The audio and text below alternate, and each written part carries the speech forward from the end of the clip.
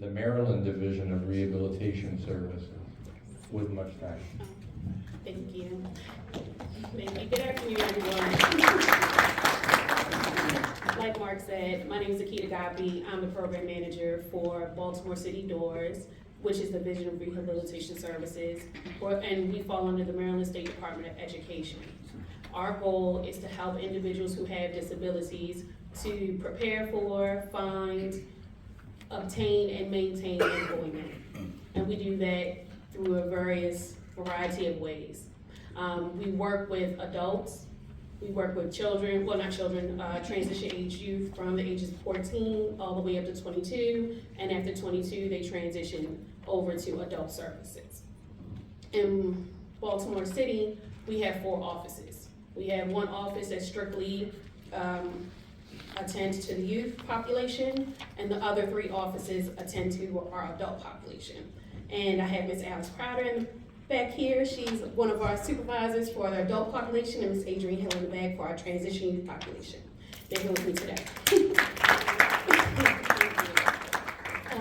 So as far as doors is concerned, we have offices all over the state of Maryland. But in just overall, we are not an entitlement agency. You have to be determined eligible for our services. And I know Mark asked me to speak a little bit about eligibility. We have 3 categories of order selection. One is most significantly disabled, and that's where you have 3 or more barriers to finding and obtaining and maintaining employment, based off your disability. Then we have the second category is significantly disabled, where you just only have to meet 2 criteria or less. And then the third category is not significantly disabled. And that just means that, you weren't determined to have a disability. The third category we rarely use. The second category, that depends on funding, but primarily we work with individuals who are determined to be most significantly disabled. With the eligibility process, we ask that the consumers come in and we look at their disability information and medical information, because disabilities range. So they could be emotional, they could be mental, they could be social, they could be physical, they could be a variety of medical disabilities. So we look at all of those disabilities and we make a determination. We actually have an eligibility determination unit where everyone in that unit is skilled to review all of the medical information provided to make that proper determination and put you in the proper category. Once you are determined to be either most significantly or significantly disabled, you receive a letter within 60 days, because by law we have a 60-day time frame where we have to review your medical records, and I let you know what you were determined to be. If you're determined to be most significantly disabled, then we would develop your plan for service. In that plan for service, you will meet with a counselor throughout the state of Maryland, particularly here in Baltimore City. You will meet with a counselor, and they will develop your plan for service. And on that plan for service, we do things like benefits counseling, where if you have SSI or SSDI, we would help you to understand how your benefits could be impacted if you do decide to pursue employment. We do that before you become employed, we do that once you get employed, and we do that once we prepare to close your case, so that you understand how your benefits are going to be impacted. Because that's the last thing you want, is for you to have to overpayment or something negative to happen just simply because you're trying to do better with your life. Mm-hmm. In addition to those services, we also provide work readiness training. So, it may be a long time since you've held a job, and you want to develop new skills. We provide training through our various community rehab partners. We partner with LifeBridge Health System, Sinai Hospital, Northwest. Yes, Sinai in the house. So we partner with, Sinai Hospital, Northwest Hospital, Johns Hopkins University, University of Maryland, to provide training to our youth as well as our adults in various areas. They could range from working in clerical, working with computers, working in environmental science, customer service. So we provide a range of areas where the individuals can obtain training and hopefully find a job in those areas.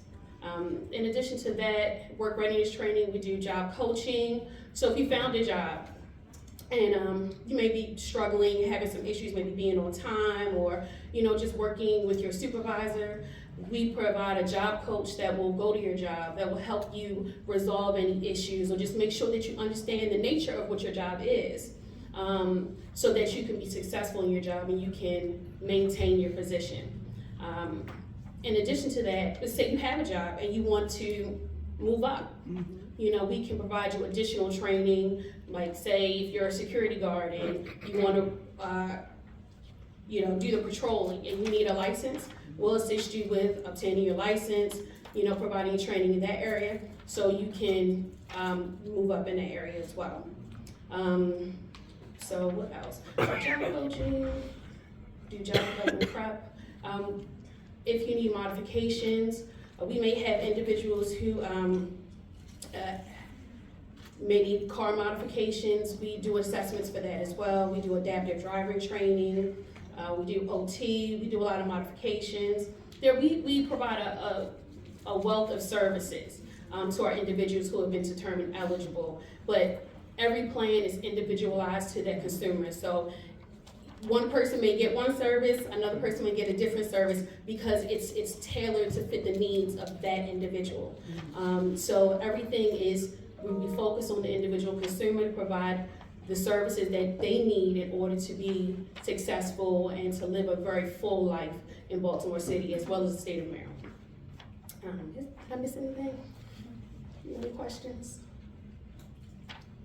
I think that's a great introduction. We may come back with more questions.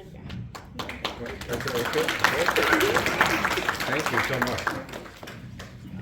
Well, good afternoon, everyone. I'm Chuck Marquette. I'm the Director of Workforce Development at Baltimore City Community College. It's great to be here, see everyone in this room today. If you're not familiar with everyone, what we do here at Baltimore City Community College, I'm on the workforce development side, which most people refer to as the non-credit side. So we oversee all the workforce trainings that lead to either a certification or a licensure in any given industry. We have 16 occupations that we train for, ranging from healthcare occupations like certified nursing assistant, into transportation like CDL driver or warehousing, into cybersecurity, information technology, as well as customer service, admin support. Our goal ultimately is to get folks entry-level training into a program and get their career started on a pathway. And at that point, then she'd actually already enrolled into our associate's degree pathway with the credit side. So we see all kinds of people, and we love to see everyone that comes through our doors to get through to successful completion. We blend a lot of students into a class, and everyone learns from everyone. Our instructors are amazing. They really are folks that want to give back to the community and support every student that comes through. They've probably walked the path that most students are walking in right now to get into a career pathway, and they know every step they need to take to have a successful career. And they're really invested in making sure the students have what they need to get out into a career.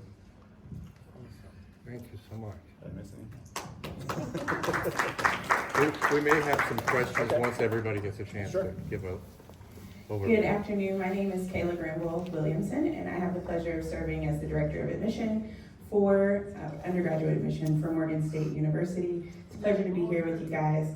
I know I've seen already and heard some folks are alum already, so that's fantastic. You can be my advocates to everyone else in this room about how amazing Morgan is. But just coming from our perspective, of course, we are the premier preeminent urban institution here, not only in the city of Baltimore, but in the state of Maryland. I always tell people, if University of Maryland College Park is the flagship, we are the Black version of that. And not just for Black students, right? We're historically Black, but we are an institution that is built upon access. Access coming into post-secondary education, access in the majors that we offer, access in the career development opportunities that we also provide to our students, access, access, access. And so many different ways to come into Morgan State. One of the opportunities that I'm promoting today is actually a partnership that we have with CCBC called Degrees to Succeed. They have many different programs with a lot of the universities here in the state of Maryland. We're one of the newest ones, but we're thrilled to be able to have that partnership because for students who complete their associate degree there on their campus, they are automatically able to enter into Morgan State with all of those approved credits and then to continue on their journey in their degree program of their choosing. Additionally, we also have our Center for Interdisciplinary Studies, or CICS, that's how I usually say it, so I apologize when I stumble over those words. But with CICS, that particular school is really focused on adult learners, and so if you ever took a college class and you earned 3 credits, or maybe you earned 30 credits, you can go through our CICS program, or it's also called Morgan Completes You, and you're able to then complete your degree at Morgan State. Most of the programs meet in the evenings, most of them are even online, and so it really allows for a lot of flexibility and also modality on how you're going to be able to complete your program. And of course, we also have the traditional undergraduate route, which is primarily what I do with our freshmen. We have students who want to be readmitted, so maybe they started and they want to go through the readmission process in a different way. We have students who transfer, we have graduate programs, so many different opportunities. But one of the things that I really enjoy about being at Morgan State is also our inclusive culture. One of the things that I don't think when people think of HBCUs is that they're always inclusive, whether that be gender, whether that be race, whether that be sexual orientation and identity.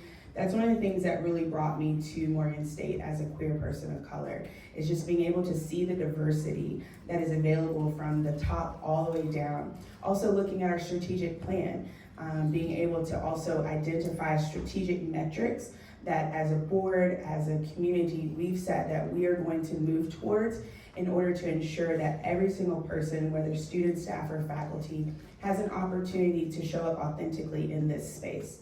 And so that is something myself and others who are on our diversity committee continue to hold Morgan State accountable to. I'm thankful that under President Wilson's leadership, that is also what he is wanting to support this campus in doing. And I'm also thankful to the students who are leading those efforts to really innovate and propel our organization and our institution into the 21st century and beyond. We certainly we get a lot of students, particularly from the deep south, as I say, as well as from California. And if you're paying attention to the news, there's a lot of interesting things happening down there. I just moved up from South Carolina and I couldn't get out of there faster. Yeah, I'm telling you, it was fun. But we have a lot of students who particularly choose Morgan State because of that inclusivity. And so that's something that I really, really enjoy telling the story about. That again, wherever you're coming from, wherever you have started, wherever you thought you may have finished and now you're inspired to do something else, Morgan can be a place for you. So I encourage you to check out our table. Autumn Jackson, who's back there in the nice pretty pink, is our newest addition as of Wednesday to our team. And Autumn is also an alum, class of 2022, so if you really want what is going on here at Morgan State from her perspective, she definitely has that to share. And so we're here to support you and answer any questions that you may have about Morgan State or post-secondary education in general. Again, I'm always an advocate for what comes after and what comes next, and how we again can be a part of your journey. So thank you for having us.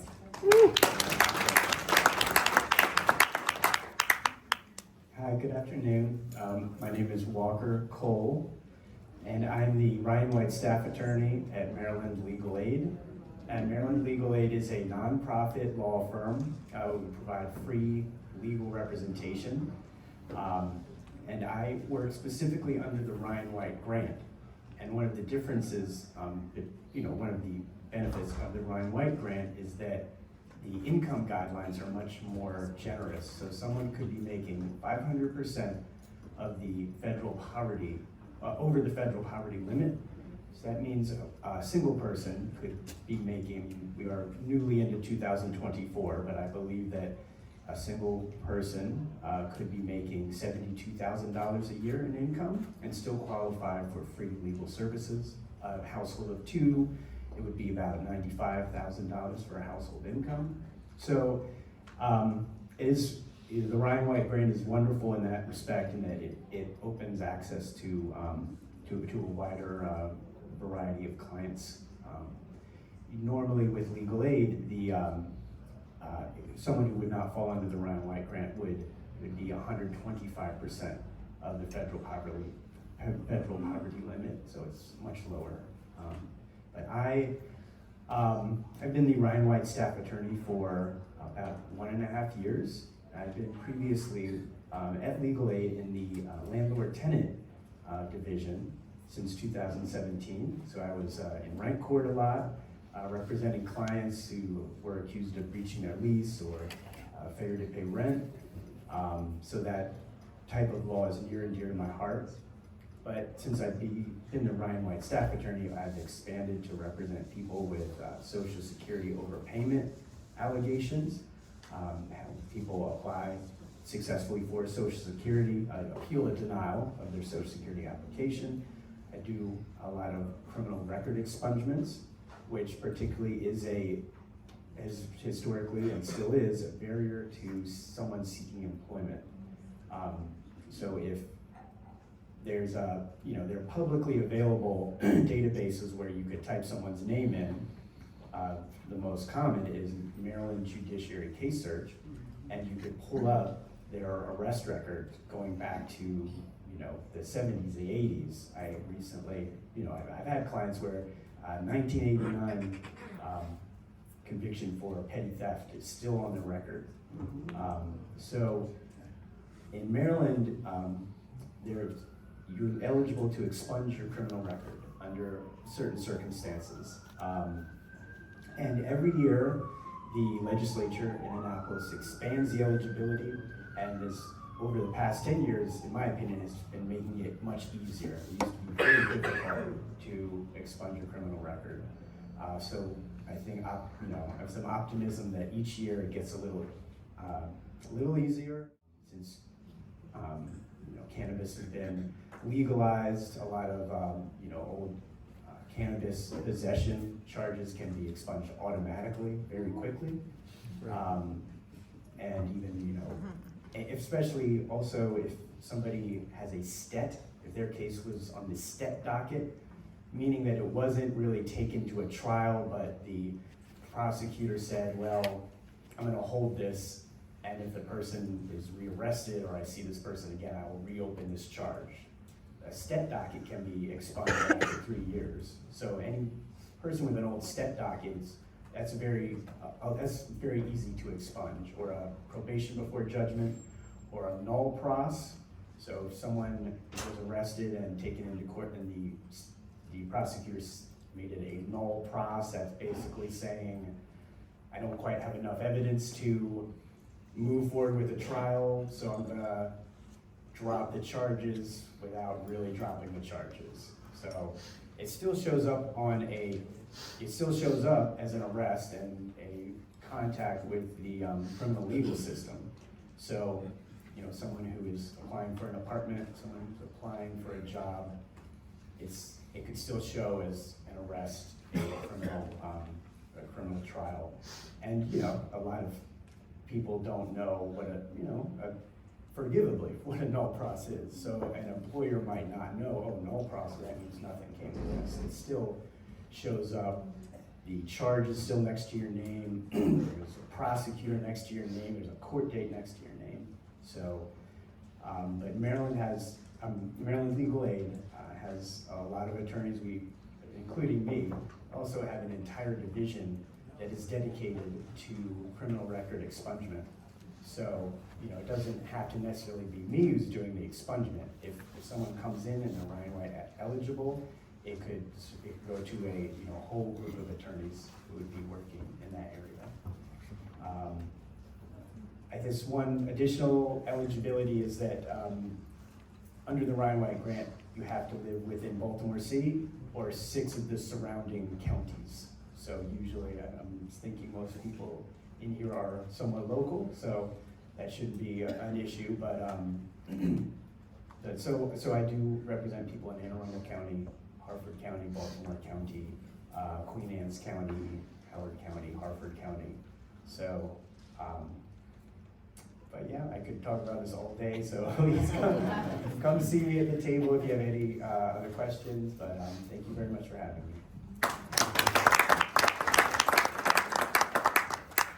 Good afternoon. My name is Christy Francis. I am with the Mayor's Office of Employment Development.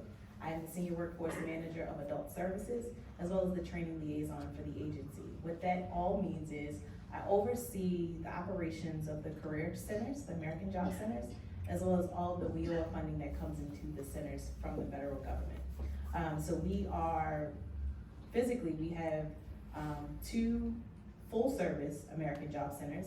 One is in Mondawmin Mall, which is our Northwest Career Center. It's on the 3rd floor, next to child support.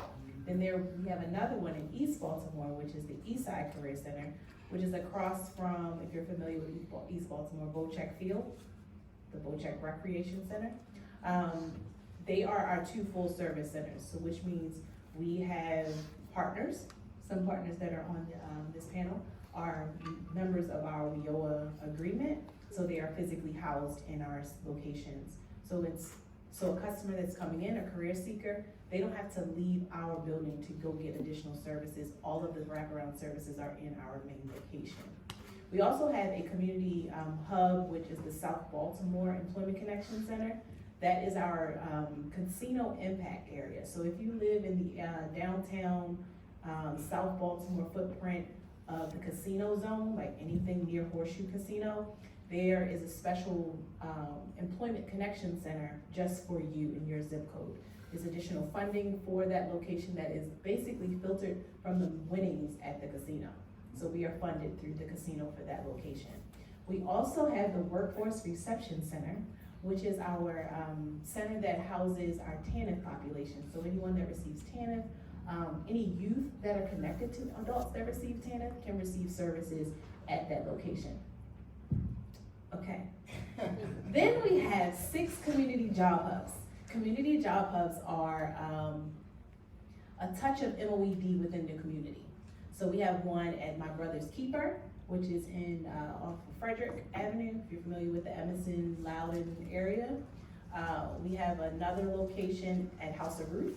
We have a person stationed at House of Ruth, if you're familiar with that on Charles Street.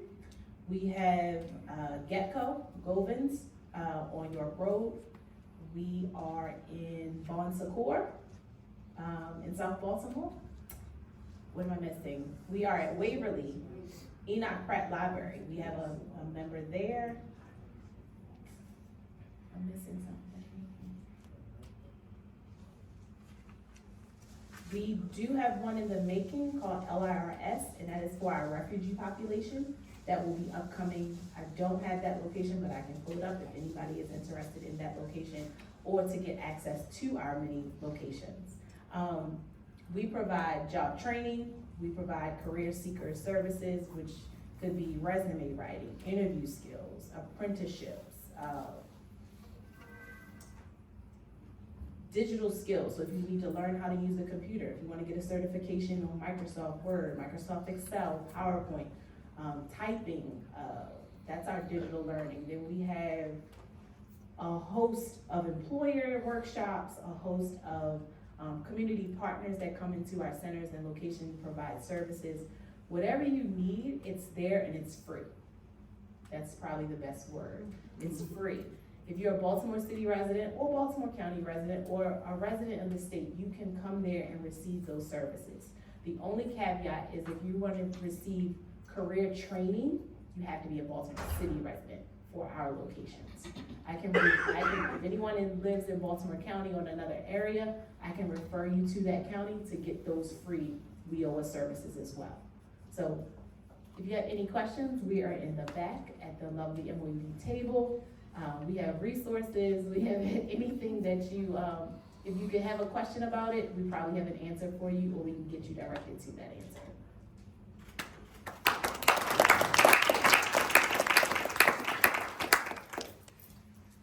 afternoon. I'm Maggie Tagliaferro. I'm the Director of Programs at the Baltimore Alliance for Careers in Healthcare, or BAC for short. I'll be referring us to BAC if I have to say her name again during my little spiel. Thank you so much for having me today. I want to share a bit about who we are and who's eligible to access our services, because you'll see our table in the back corner there of creating pathways to opportunity, and that is our vision in the healthcare sector. At BAC, we do have some youth services, but I'll be focusing on sharing more about our programs for adults today. So if you're over 18 and you are in Maryland and you have a high school diploma or equivalent, then chances are you are eligible for one or more of our programs. Before I get into the programs, just for a little bit of context, BAC is again, we're a small nonprofit, but we serve as a link between the community and training institutions and employers. We have employers, including most of the major health systems in the area.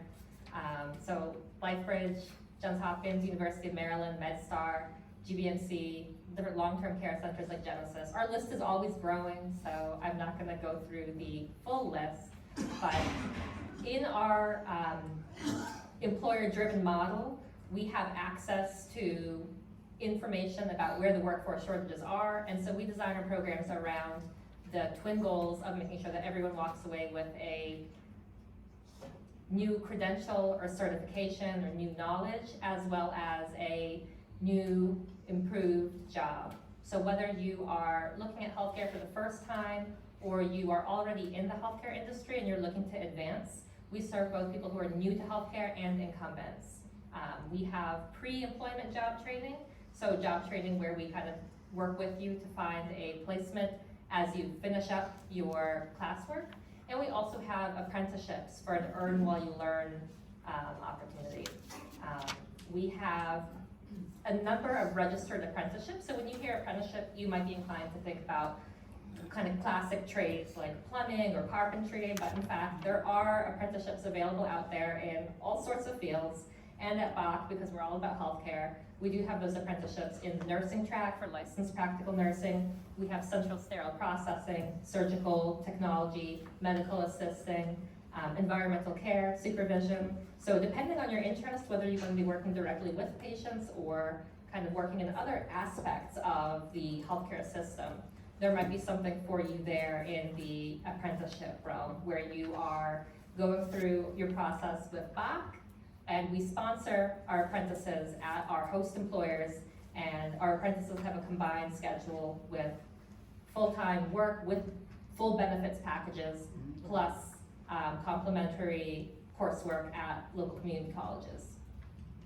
So besides our apprenticeships, which depend on our employer placements, we support our pre-employment trainees as much as we can with a range of supportive services, especially geared towards job readiness and preparation. So we do have essential skills training. We do have a committed workforce specialist who is working on resumes, mock interviews, and when she's not working with a participant, chances are she's in a meeting with talent acquisition or HR. So we really are serious about trying to achieve a fulfilling career outcome for everyone who comes through our doors. And our doors are mostly virtual. So we have information sessions online a couple times a month. We have our flyers in the back, but I'd love for you to stop by and grab our QR code, our website, because we are always recruiting for something at any given time. And one of the tracks I especially wanted to highlight today, because it's the first time we're bringing it back in some time, is community health worker. And community health workers, if you are not already familiar, are also, just like BAC is kind of a link between different areas of healthcare, community health workers are also links. Community health workers provide links between the community, usually the community which they represent, and the healthcare system. So if you were, when I came in, it was just a little bit early, maybe it was around 2 o'clock. So I got to hear a lot of interesting resource sharing. If you are all about resource sharing, if you're the kind of person that people come to looking for advice or information, if you are passionate about that sort of thing, then you might be a great fit for community health worker. And in fact, there are community health workers that specialize specifically in working with people living with HIV. And having that lived experience, you know, you only disclose as much as you want to, but your lived experience can actually be a huge asset in that line of public health. And once you are employed in that entry-level position, most of these employers have tuition reimbursement, so your journey can continue. Your journey can also continue with back, because we love to welcome people back. I was excited to see at least one of our training participants who is currently enrolled here in the room today. So we're real, there's proof, even though we're online, we serve people with mostly in-person training, some of them are hybrid, but I'd be very happy to speak with a lot of you more, either for any questions you've got now or at the table. So, thank you.